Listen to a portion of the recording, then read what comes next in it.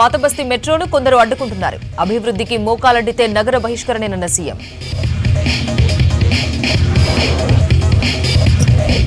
RTC ఉద్యోగులకు 21% ఫిట్మెంట్తో PRC June 1 నుంచి అమల్లోకి వస్తుందన్న పొన్నం.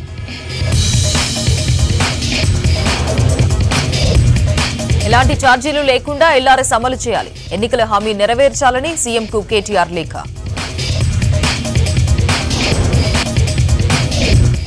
నిజాంపేట్ డిప్యూటీ మేయర్ కార్పొరేటర్పై ఎస్సీ/ఎస్టీ కేసు.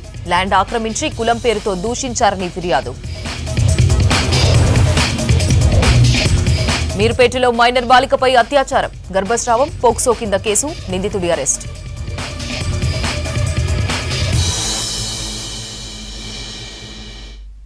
హైదరాబాద్ నగరాన్ని అంతర్జాతీయ సిటీగా తీర్చిదిద్దుతామన్నారు CM Revanth Reddy. 2050 master plan రూపొందించి ప్రణాళికాబద్దంగా అభివృద్ధి చేస్తున్నామన్నారు. బైరామల్గూడ జంక్షన్లో నిర్మించిన ఫ్లైఓవర్ను ప్రారంభించారు. మూసీ రివర్ను 1000 కోట్లతో అభివృద్ధి చేస్తామన్నారు.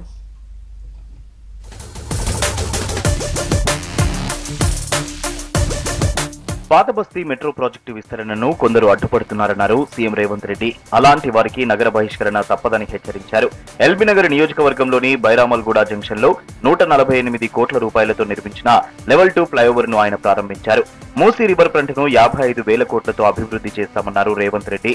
వైబ్రెంట్ తెలంగాణ 2050 పేరుతో ముందుకెళ్తున్నామన్నారు. హైదరాబాద్ లో మెట్రో విస్తరణకు అడ్డుపడుతున్న వాళ్ళని వేదిక మీద నుంచి నేను హెచ్చరిక జారీ చేయదలుచుకున్నా. హైదరాబాదు నగర అభివృద్ధికి మీరు అడ్డం పడి కేంద్ర ప్రభుత్వాన్ని ఉసిగొల్పి అడ్డుకోవడానికి ఏదైతే ప్రయత్నం చేస్తుండ్రో ఇది మంచి ప్రయత్నం కాదు. ఇట్లాంటి పనులు చేసే వాళ్లకు హైదరాబాదు నగర బహిష్కరణ శిక్ష విధించాల్సి వస్తుంది. మీరు జాగ్రత్తగా ఉండండి. ఔటర్ రింగ్ రోడ్డు లోపల ఉన్న అన్ని మున్సిపాలిటీలను హెచ్ఎండిఏ పరిధిలోకి తెస్తామన్నారు సీఎం రేవంత్ రెడ్డి. ఓఆర్ఆర్ అవతలి ప్రాంతాన్ని రూరల్ తెలంగాణగా, ఓఆర్ఆర్ నుంచి RRR వరకు ఉన్న ప్రాంతాన్ని సబర్బన్ గా తీర్చిదిద్దుతామన్నారు. ఇక మెట్రోను ఎల్బీనగర్ నుంచి హయత్ నగర్ వరకు, గచ్చిబౌలి రాయదుర్గం నుంచి అమెరికా కౌన్సిల్ వరకు విస్తరిస్తామని చెప్పారు సీఎం రేవంత్ రెడ్డి. రాజేంద్ర నగర్ హైకోర్టు వరకు మెట్రోను తీసుకెళ్తామన్నారు. ఈ నెల 11న ఇందిరమ్మ ఇండ్ల పథకాన్ని ప్రారంభిస్తామని చెప్పారు. 194 కోట్లతోని బైరామల్గూడ లెవెల్ 2 ఫ్లైఓవర్ ఈనాడు మనం ప్రారంభోత్సవం చేసుకుంటున్నాం. ఇదే కాదు, ఈ రోజు హైదరాబాద్ నగరంలో పెరుగుతున్న జనాభా, వివిధ ప్రాంతాల నుంచి హైదరాబాద్ కు వస్తున్న జనాభాను దృష్టిలో పెట్టుకుని ఫ్లైఓవర్లే కాకుండా, రోడ్ల విస్తరణే కాకుండా, హైదరాబాద్ నగరానికి కృష్ణా నది జలాలు, గోదావరి జలాలే కాకుండా పేద ప్రజలకు ఉపయోగపడే విధంగా మెట్రో రైలును తీర్చిదిద్దాల్సిన బాధ్యత రాష్ట్ర ప్రభుత్వం మీద ఉన్నది. మరి ముఖ్యంగా ఉప్పల్, నాగోల్, ఎల్బీ నగర్, హయత్ నగర్, ఓవైసీ హాస్పిటల్ నుంచి చంద్రాయన్ గుట్ట, అక్కడి నుంచి అంతర్జాతీయ ఎయిర్పోర్ట్ వరకు మెట్రో రైలు నిర్మించాల్సిన బాధ్యత మా ప్రభుత్వం మీద ఉన్నది. హైదరాబాద్ సిటీని 4 వైపులా అభివృద్ధి చేస్తామన్నారు మంత్రి శ్రీధర్ బాబు. సిటీని అంతర్జాతీయ స్థాయిలో ఎయిర్పోర్టు కట్టిందే కాంగ్రెస్ అన్నారు. పక్కా ప్రణాళికతో ముందుకెళ్తున్నామని చెప్పారు. భవిష్యత్తులో సిటీలో ట్రాఫిక్ సమస్యలు లేకుండా పనిచేస్తున్నామన్నారు శ్రీధర్ బాబు. రేవంత్ రెడ్డి గారు వారి ఆలోచన మేరకు ఏ విధంగా ఫ్లైఓవర్ చేయాలి, ట్రాఫిక్ కి సంబంధించిన సౌలభ్యం కల్పించాలి అనే ఆలోచనతోనే వారి దీర్ఘకాలిక ప్రణాళిక 2050 సంవత్సరం వరకు తీసుకున్న ఆలోచన చేస్తా ఉన్న మాస్టర్ ప్లాన్ లో భాగంగా ఈరోజు ఫ్లైఓవర్లు కానీ, నిన్నగాక మొన్న ఉత్తర వైపు ఎలివేటెడ్ కారిడార్ ని అనేక సంవత్సరాలుగా పెండింగ్ లో ఉన్న పనులన్నిటిని కూడా పరిష్కారం చేస్తూ కేంద్ర ప్రభుత్వంతో మాట్లాడుతూ భవిష్యత్తులో ఎక్కడ కూడా ఈ ట్రాఫిక్ ఇబ్బందులు ఉండకూడదని ఈ ఫ్లైఓవర్ తో పాటు రాబోయే కాలంలో నగరం 4 వైపులా కూడా అభివృద్ధి చెందాలి. ఫ్లైఓవర్ ప్రారంభంతో బైరామల్గూడ జంక్షన్ సిగ్నల్ ఫ్రీగా మారింది. శంషాబాద్ విమానాశ్రయం, ఓవైసీ హాస్పిటల్ వైపు నుంచి నాగార్జున సాగర్, విజయవాడ వైపు వెళ్లే వాహనాలకు ట్రాఫిక్ సమస్యలు తప్పనున్నాయి. కూడలిలో ఈ వంతెన వయాఖరంలో విడిపోతుంది. ఎడమవైపు వెళ్తే చింతలకుంట చెక్పోస్టు రోడ్డుకు, కుడివైపు వెళ్తే బిఎన్ రెడ్డి నగర్ రోడ్డుకు కలుస్తాయి. ఇదే కూడలిలో ప్రస్తుతం 2 లూపులు నిర్మాణంలో ఉండగా పై వంతెన ఇవాల్టి నుంచి అందుబాటులోకి వచ్చింది.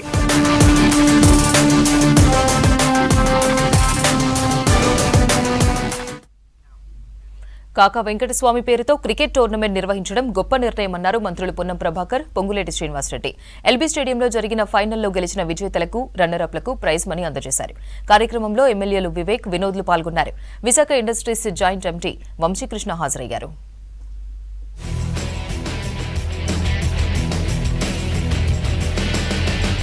20 రోజుల పాటు జరిగిన కాకా క్రికెట్ టోర్నమెంట్ గ్రాండ్ గా ముగిసింది. ఎల్బీ స్టేడియంలో జరిగిన ఫైనల్ మ్యాచ్ లో చెన్నూరు జట్టుపై రామగుండం 4 వికెట్ల తేడాతో విజయం సాధించింది. ముందు టాస్ ఓడి బ్యాటింగ్ కు దిగిన చెన్నూరు జట్టు 10 వికెట్ల నష్టానికి 84 రన్స్ చేసింది. ఆ తర్వాత రామగుండం టీం 17 ఓవర్లలోనే లక్ష్యాన్ని ఛేదించింది. ఫైనల్ మ్యాచ్ ని చూసేందుకు మంత్రులు పొన్నం ప్రభాకర్, పొంగులేటితో పాటు చెన్నూరు ఎమ్మెల్యే వివేక్ వెంకటస్వామి, బెల్లంపల్లి ఎమ్మెల్యే గడ్డం వినోద్, టోర్నమెంటు నిర్వాహకులు Visakha industries joint managing director గడ్డం వంశీకృష్ణ హాజరయ్యారు. విజేతలకు బహుమతులు ప్రదానం చేశారు మంత్రులు పొన్నం ప్రభాకర్, పొంగులేటి.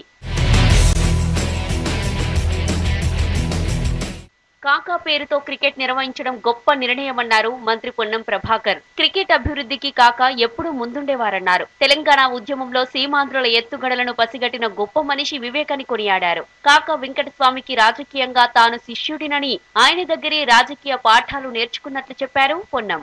15 లోక్సభలో తెలంగాణ సాధనలో అన్ని రకాల శక్తుల్ని, అంటే ఎంత ఇబ్బందులైనా ఎవరెన్ని ఒత్తిడి పెట్టినా చాకచక్యంగా, తెలివిగా, వ్యూహాత్మకంగా, సీమాంధ్రుల ఎత్తుగడల కంటే ఎక్కువగా కూడా వ్యూహాత్మకంగా తెలంగాణ సాధనలో క్రియాశీలకంగా పనిచేసినటువంటి డాక్టర్ వివేకన్న గారు తండ్రుల ఆకాంక్షల్ని కొడుకులు పూర్తి చేసినప్పుడు ఎక్కడ ఉన్నా ఆ యొక్క తండ్రి లేదా కుటుంబ పెద్దగా ఆత్మకు శాంతి చేకూరుతుంది.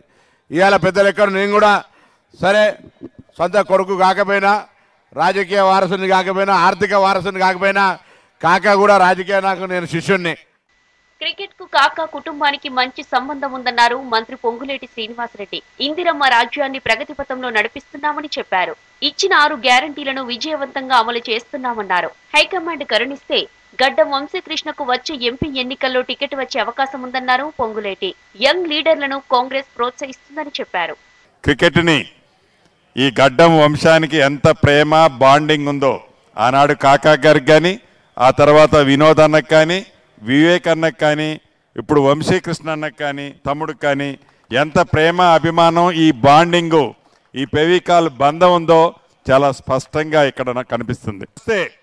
భగవంతుడు దీవిస్తే, హైకమాండ్ ఆదేశిస్తే రేపు తప్పకుండా పార్లమెంటులో పెద్దపల్లిలో మిత్రుడు కొట్లాడటానికి అవకాశం ఉందని కూడా ఈ వేదిక ద్వారా మీకు తెలియజేస్తూ, హైదరాబాద్ లో ఇంటర్నేషనల్ క్రికెట్ స్టేడియం నిర్మించేందుకు కాకా ఎంతో కృషి చేశారని చెప్పారు చెన్నూరు ఎమ్మెల్యే వివేక్.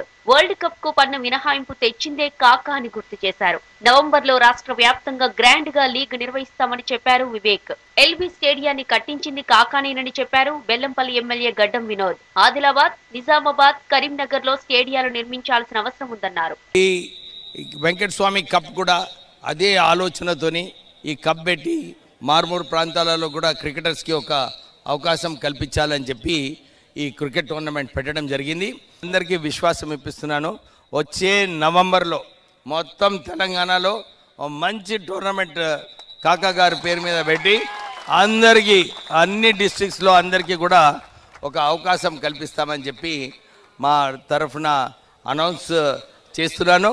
ఇటువంటి స్పోర్ట్స్ కార్యక్రమాలను ఇంకా పెద్ద ఎత్తున తీసుకుపోవాలంటే యావత్ తెలంగాణకు తీసుకెళ్ళాలి. నేను ప్రత్యేకంగా ముఖ్యమంత్రి గారిని మనవి చేసుకుంటా.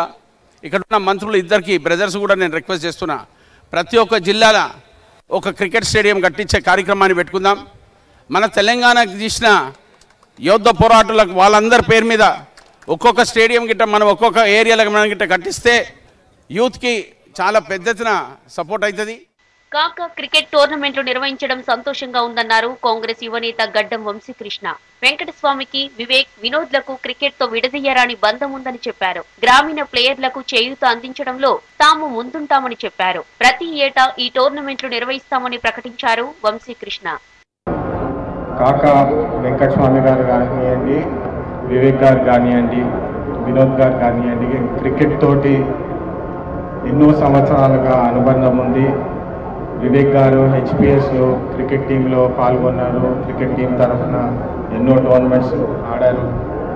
అదేవిధంగా ఉస్మానియా టీంలో కూడా కెప్టెన్ లాగా చేసినారు. క్రికెట్తో అనుబంధం ఇంత అంతా కాదు.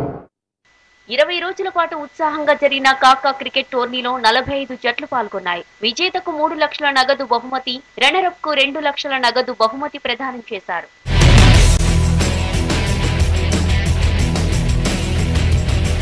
ఆర్టీసీ ఉద్యోగులకు 21% ఫిట్మెంట్ ప్రకటించారు మంత్రి పొన్నం ప్రభాకర్. జూన్ 1 నుంచి కొత్త ఫిట్మెంట్ అమల్లోకి వస్తుందని తెలిపారు. దీంతో ఆర్టీసీకి నెలకు 35 కోట్ల చొప్పున ఏడాదికి 418 కోట్ల 11 లక్షల భారం పడుతుందన్నారు. 53,071 మంది ఆర్టీసీ ఉద్యోగులకు ఆర్థిక ప్రయోజనం చేకూరుతుందని చెప్పారు. ఆర్టీసీ ప్రభుత్వ విలీన ప్రక్రియపై త్వరలో నిర్ణయం తీసుకుంటామన్నారు పొన్నం ప్రభాకర్. కార్యక్రమంలో ఆర్టీసీ ఎండీ సజ్జనార్ పాల్గొన్నారు. ప్రభుత్వము సంస్థ ముఖ్యంగా ఎండీ గారు గాని, ప్రిన్సిపల్ సెక్రటరీ గారు గాని, గౌరవ ముఖ్యమంత్రి గారు, ఉప ముఖ్యమంత్రి గారు అందరూ కూడా సంస్థలో పనిచేస్తున్న వాళ్ళందరి యొక్క మంచి చెడు కూడా మనమే చూడాల్సి ఉంది అనేటువంటి ఒక ఆలోచనతోటి మరి ప్రభుత్వం తరఫున ఒక నిర్ణయాలు తీసుకోవడం జరిగింది. ఇప్పటికే ఆనాడు నెక్లెస్ రోడ్ లో గౌరవ ముఖ్యమంత్రి గారు 280 కోట్ల బాండ్స్, పెండింగ్ బాండ్స్ అన్నింటినీ కూడా మరి ఉప ముఖ్యమంత్రి గారు, ముఖ్యమంత్రి గారు ఆ రోజు రిలీజ్ చేసినారు. దానికి పేమెంట్ కూడా 2 రోజుల నుంచి ఇవ్వడం స్టార్ట్ జరుగుతుంది. పేమెంట్ కు సంబంధించినటువంటి ఒక యాక్టివిటీ వాళ్ళకు నేరుగా పోవడానికి సంబంధించిన కార్యక్రమాన్ని కూడా మళ్ళీ ఎగ్జిక్యూట్ చేసేటువంటి విధంగా తీసుకొని పోతా ఉన్నాం. తర్వాత రెండో కార్యక్రమంగా వాళ్ళ దగ్గర నుంచి ఈ పీఆర్సీకి సంబంధించి చాలా కాలంగా 2016లో 2017లో 16% ఫిట్మెంట్ తో ఇచ్చిన తర్వాత ఇప్పటి వరకు దాదాపు 8 సంవత్సరాల నుంచి దాని మీద ఎటువంటి నిర్ణయం తీసుకోలేదు. అనేక రకాలుగా ఇబ్బందులు జరుగుతా ఉన్నాయి. దాన్ని ఎట్లా ఓవర్కమ్ కావాలని ఆలోచించినప్పుడు మరి దానిపైన కూడా మళ్ళీ వాస్తవంగా మూలిగే రక్క మీద తాటిపట్టు పడ్డట్టుగా ఆర్టీసీ సంస్థ ఇప్పటికే గతంలో జరిగినటువంటి అనేక అంశాల వల్ల కొంత ప్రావిడెంట్ ఫండ్ ను వాడుకున్నటువంటి పరిస్థితి, సిఎస్ ను, కోఆపరేటివ్ సెస్ ను వాడుకున్నటువంటి ఇవన్నీ కూడా ఉన్నటువంటి పరిస్థితుల్లో సొంతంగా కాళ్ళ మీద నిలబడగలిగేటువంటి పరిస్థితి రావాలని మేమందరం కూడా అందరూ కష్టపడే సందర్భంగా కార్మికుల భాగస్వామ్యం లేకుండా రాదని తెలిసి ఆర్థిక ఇబ్బంది పడుతున్నప్పటికీ కూడా మరి ఏ విధమైన చర్యలు తీసుకోవాలనేటువంటి ఒక చర్చ మరి గౌరవ ముఖ్యమంత్రి గారి దగ్గర కానీ, ఉప ముఖ్యమంత్రి గారి దగ్గర కానీ అందరం కూడా కార్మికుల పక్షాన వాళ్ళకు సరి అయిన విధంగా ప్రొజెక్షన్ చేయడం వల్ల ఈ యొక్క పీఆర్సీకి సంబంధించినటువంటి 2017లో 16% జీరో దాన్ని యొక్క ఆర్థిక భారాన్ని ప్రభుత్వం భరిస్తా ఉంది. కాబట్టి దాని విధంగా వాళ్ళతో చర్చలు చేసి బోనసులు ఇచ్చేలాగా లేదా ఇంకా ఇతరాత్ర బెనిఫిట్లు ఇచ్చే విధంగా సంస్థను ముందుకు తీసుకోవాలని అందరం కలిసి మాట మనం చేస్తూ అందరం కూడా కలిసి గౌరవ పెద్దల యొక్క ఆదేశాల మేరకు 21% మరి ఫిట్మెంట్ గా దాని యొక్క ఇచ్చేటువంటి కార్యక్రమం నిర్ణయించుకోవడం జరిగింది. దానివల్ల ఆర్థిక భారంగా దాదాపు 35 కోట్ల పైన పర్ మంత్ భారం పడతా ఉంది. ఉదాహరణకు పర్ ఇయర్ 418 కోట్ల భారం పడతా ఉందంటే మేము ఆర్టీసీ కార్మికుల యొక్క సంక్షేమం పట్ల ఎంత చిత్తశుద్ధిగా ఈ ప్రభుత్వం ఉంది. అందరూ కూడా దాని లెక్కల ప్రకారంగా శాలరీస్ పెరుగుతాయి. ఇవన్నీ కూడా జూన్ 1, 2024 నుంచి అమల్లోకి వచ్చి వాళ్ళకు సంబంధించినటువంటి అన్ని కూడా ఇవ్వడం జరుగుతుందనే మాట సందర్భంగా మనవి చేస్తాను. వాళ్ళ శ్రమతోటే ఇలా మళ్ళీ ఆర్టీసీ 40, 50, 60% ఆక్యుపెన్సీ 100% దాటిపోయి మహాలక్ష్మి పథకం వచ్చిన తర్వాత బస్ స్టాండ్లన్నీ మహాలక్ష్మి వాళ్ళతో కలకలలాడుతా ఉన్నాయి. రైతుల సమస్యలు పరిష్కరించేందుకు కాంగ్రెస్ ప్రభుత్వం ఎప్పుడూ ముందుంటుందన్నారు మంత్రి శ్రీధర్ బాబు. కూకట్పల్లిలో వివేకానంద సేవా సమితి ఆధ్వర్యంలో ఆర్థిక ఇబ్బందులతో ఆత్మహత్య చేసుకున్న రైతు కుటుంబాలకు ఆర్థిక సాయాన్ని అందించారు. కాంగ్రెస్ మేనిఫెస్టో ప్రకారమే రైతులకు పెట్టుబడి సాయం అందిస్తున్నామని చెప్పారు. కార్యక్రమంలో శాంతా బయోటెక్స్ చైర్మన్ వరప్రసాద్ రెడ్డితో పాటు ఇతరులు పాల్గొన్నారు. వారి ఆలోచన మేరకు ఏ విధంగా ఫ్లైఓవర్ చేయాలి, ట్రాఫిక్ కి సంబంధించిన సౌలభ్యం కల్పించాలి అనే ఆలోచనతోనే వారి దీర్ఘకాలిక ప్రణాళిక 2050 సంవత్సరం వరకు తీసుకున్న ఆలోచన చేస్తా ఉన్న మాస్టర్ ప్లాన్ లో భాగంగా ఈరోజు ఫ్లైఓవర్లు గాని నిన్నగాక మొన్న ఉత్తర వైపు ఎలివేటెడ్ కారిడార్ ని అనేక సంవత్సరాలుగా పెండింగ్ లో ఉన్న పనులన్నిటిని కూడా పరిష్కారం చేస్తూ కేంద్ర ప్రభుత్వంతో మాట్లాడుతూ భవిష్యత్తులో ఎక్కడ కూడా ఈ ట్రాఫిక్ ఇబ్బందులు ఉండకూడదని ఈ ఫ్లైఓవర్ తో పాటు రాబోయే కాలంలో నగరం 4 వైపులా కూడా అభివృద్ధి చెందాలి. ప్రజాశాంతి పార్టీ అధికారంలోకి వస్తే తెలుగు రాష్ట్రాల అప్పులు తీరుతాయన్నారు ఆ పార్టీ అధ్యక్షుడు కేఏ పాల్. లోక్సభ ఎన్నికల్లో విశాఖపట్నం నుంచి ఎంపీగా పోటీ చేస్తానని చెప్పారు. వరంగల్ నుంచి బాబు మోహన్ కంటెస్ట్ చేస్తారన్నారు. హైదరాబాద్ బషీర్బాగ్ లో ప్రజాశాంతి పార్టీ ఆధ్వర్యంలో సమావేశం జరిగింది. హైదరాబాద్ కు దాదాపు 700 కంపెనీలు తీసుకొచ్చి అభివృద్ధి చేశారన్నారు. ఆందోళన నియోజకవర్గాన్ని అన్ని విధాలుగా అభివృద్ధి చేసిన బీఆర్ఎస్, బీజేపీలు టికెట్ ఇవ్వకుండా మోసం చేశాయన్నారు బాబు మోహన్.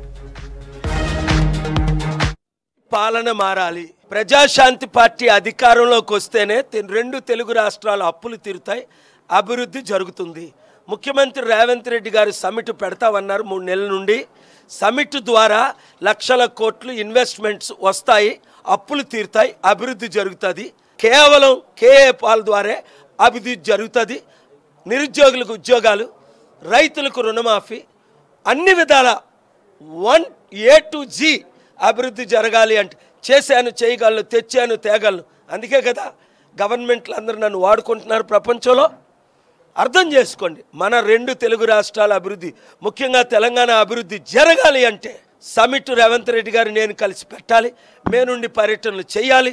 దానికి అడ్డు ఎవరు రాకూడదనే నేను ఆదేశాలు ఇచ్చాను. ముఖ్యమంత్రి రేవంత్ రెడ్డి గారు కూడా చేతులు కలిపారు. వారు మనస్సు మారకుండా, వెనకంజ వేయకుండా మనతో కలిసి పనిచేయాలని ప్రార్థించండి. తెలంగాణను అభివృద్ధి చేయాలని. ఒకవేళ బాబు మోహన్ గారు అలయన్స్ పెట్టుకుంటే బాగుంటుంది అన్నారు కనుక మనము కాంగ్రెస్ అలయన్స్ పెట్టుకుంటే బాబు మోహన్ గారు కోరిక మీదకు ఇక్కడ తెలంగాణలో మాత్రమే 1 సైడ్ ఎలక్షన్ 17లో 16 గెలుస్తాం. 54 నుండి 68%, 70% ప్రజలు కేఏ పాల్ను కోరుకుంటున్నారు, పాలన మారాలని కోరుకుంటున్నారు, అభివృద్ధి కోరుకుంటున్నారు. 700 కంపెనీలు తీసుకొచ్చి హైదరాబాద్ని అమెరికా లాంటి సిటీ చేసింది నేను. అప్పటికి చంద్రబాబు నాయుడు గారు, కేసీఆర్ గారు, రాజశేఖర రెడ్డి గారు కేవలం ఎమ్మెల్యేలు మాత్రమే. నేను విశాఖపట్నం ఎంపీగా పోటీ చేస్తున్నానండి. రాబోయే దినాల్లో కాంగ్రెస్ గెలుపు చారిత్రాత్మక అవసరమన్నారు డాక్టర్ వర్ర వెంకటేశ్వర్లు. కాంగ్రెస్తోనే సమాచార హక్కు చట్టం వచ్చిందన్నారు. హైదరాబాద్ సోమాజిగూడలో సమాచార హక్కు సాధన సమితి రాష్ట్ర అధ్యక్షులు గాదిపాక మధుకుమార్ అధ్యక్షతన కార్యక్రమం జరిగింది. రాష్ట్రంలో రేవంత్ రెడ్డి పాలన బాగుందన్నారు. కాంగ్రెసేతర ప్రభుత్వాలు ఈ సమాచార హక్కు చట్టాన్ని నిర్వీర్యం చేసేటువంటి దిశగా అడుగులు వేస్తూ ఉన్నవి. ఇవి మంచి పద్ధతి కాదు. పారదర్శకత లేకపోవడం అనేది ఈ దేశానికే మంచిది కాదు. అవినీతి పరులకు తావిచ్చినట్లుగా ఉంటుంది అనే విషయాన్ని ఈ సందర్భంగా నేను మనవి చేస్తూ ఉన్నాను. కాబట్టి రేపు జరగబోయే ఎన్నికల్లో కూడా ఇలాంటి అవినీతి రహిత సమాజం ఏర్పడాలన్నా, పరిపాలనలో పారదర్శకత ఉండాలన్నా ఈ దేశానికి కాంగ్రెస్ పార్టీనే శరణ్యము. రేపు జరగబోయే ఎన్నికల్లో కాంగ్రెస్ను గెలిపించుకోవాలని, ఇక్కడ రేవంత్ రెడ్డి నేతృత్వంలో ఎక్కువ సీట్లు కూడా కాంగ్రెస్ పార్టీకి వచ్చే విధంగా కృషి చేయాలని చెప్పి ఈ సందర్భంగా నేను కోరుతా ఉన్నాను. ఈ రాష్ట్రానికి సంబంధించిన మిత్రులు అంతా కాంగ్రెస్ పార్టీకి అనుబంధంగా ఉంటూ కాంగ్రెస్ పార్టీని వచ్చే ఎన్నికల్లో ఎక్కువ మెజార్టీతో గెలిపించుకోవాలని కోరుతా ఉన్నాను. రోజు ఫైల్స్ తెప్పియడం జరుగుతుంది. ఈ పరిస్థితుల్లో అందరూ భయపడి ఏ రకమైన తప్పు చేయడానికి వీలు లేదనేది బాగా వాళ్ళకు అర్థమై అప్పటి నుంచి చాలా వరకు తగ్గింది. ఈ రకంగానే మనం ఈ యొక్క ఫ్యూచర్లో కూడా ఈ కార్యక్రమాన్ని బాగా మనం దాన్ని ప్రోత్సహించి ఈ సమాచార చట్టం యొక్క కమిషనర్స్ అందరినీ అపాయింట్ చేయాలని నేను కోరుతూ, తక్షణమే కమిషన్ను కాన్స్టిట్యూట్ చేయాలని, ప్రతి జిల్లాలో ప్రతి మండల స్థాయి, గ్రామ స్థాయి వరకు కూడా ఆర్టీఐ అమలు కోసం ఒక ప్రత్యేకమైనటువంటి డ్రైవ్ తీసుకొని కేబినెట్ సమావేశం ద్వారా అందరికీ ఒక సూచనలు ఇచ్చి ఈ కార్యకర్తల ప్రజల యొక్క ఆశల్ని పునరుద్ధరించాలని గత ప్రభుత్వం, కాంగ్రెస్ ప్రభుత్వం ఇచ్చినటువంటి ఆ వైభవాన్ని మళ్ళొకసారి ఆర్టీఐకి కల్పిస్తారని. రంగారెడ్డి జిల్లా మీర్పేట్ పిఎస్లో దారుణం జరిగింది. మాయమాటలు చెప్పి మైనర్ బాలికపై పలుమార్లు అత్యాచారానికి పాల్పడ్డాడు శేఖర్ అనే వ్యక్తి. దీంతో బాలికకు గర్భం రావడంతో ఆమెతో గర్భనిరోధక మాత్రలు వేయించాడు. దీంతో ఆమెకు తీవ్ర రక్తస్రావం కావడంతో హాస్పిటల్లో చేర్చారు పేరెంట్లు. నిందితుడిపై పోక్సో యాక్ట్ కింద కేసు నమోదు చేసి రిమాండ్కు తరలించారు పోలీసులు.